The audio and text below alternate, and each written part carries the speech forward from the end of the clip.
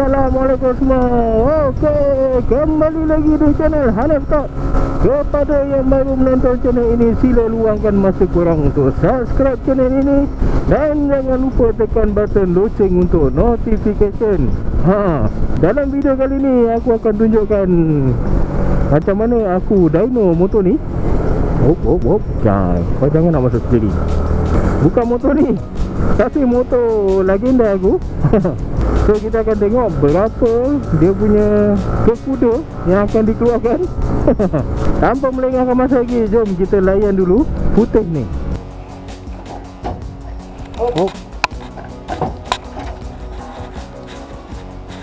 Ini kena budak sekolah lah, budak sekolah.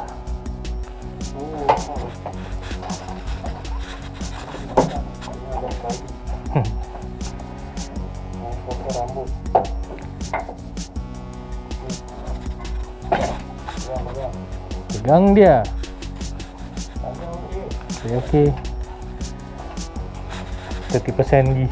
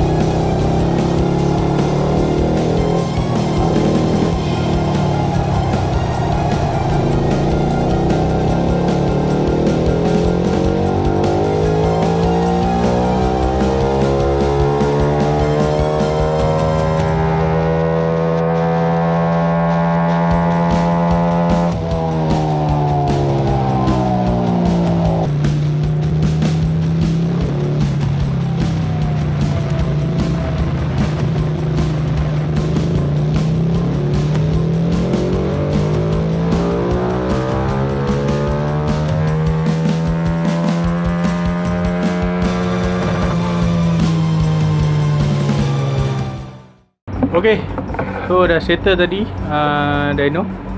So seperti yang dijangka aku dapat dalam 18.8. So sebelum ni motor ni masa spek 57 yang biasa tu dia dapat dalam 14.2 macam tu tak silap aku. Sebab data yang lama dah hilang pasal aku baru pakai PC baru ni. So data yang lama tu tak ada. Cuma yang aku ingat ada 14 lebih lah, 14.2 tak silap. So lepas buat head dengan throttle body, sebab sebelum ni throttle body standard. So dah buat throttle body, head, exhaust pun dah besarkan piping. Aku dapatlah dalam 18.8. So aku bajet dalam 19. 18.8 Nice. Torque dia 13.4. So kalau nak ikutkan untuk spek 57 ni, bagi aku dah okey lah ni. Sebab ni Lagenda. Dia dekat dyno sini. Kalau spek untuk Y suku Y15, dia boleh dapat dalam 18 dia boleh dapat dalam 20 HP untuk full spec 57. So yang ni 57 kita dapat 18.8, 19 lah akhirnya, 19 HP. Tapi dengan power to weight ratio, of course lah, motor ni confirm boleh pergi lagi sebab dia lagi ringan daripada Y. So nanti kita akan cuba buat video untuk top speed pula. Kalau rajin, aku pun tak tahu lagi nak buat video top speed ke tak. Pasal sekarang ni YouTube memang ada algoritma dia pelik sikit.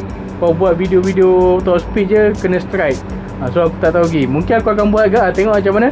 Alright, so sampai sini sajalah video untuk kali ni. So seperti biasa, korang tekanlah button like, share, komen apa kejadah semua kat bawah tu. Dan kita jumpa lagi di video yang akan datang. Okay, Assalamualaikum.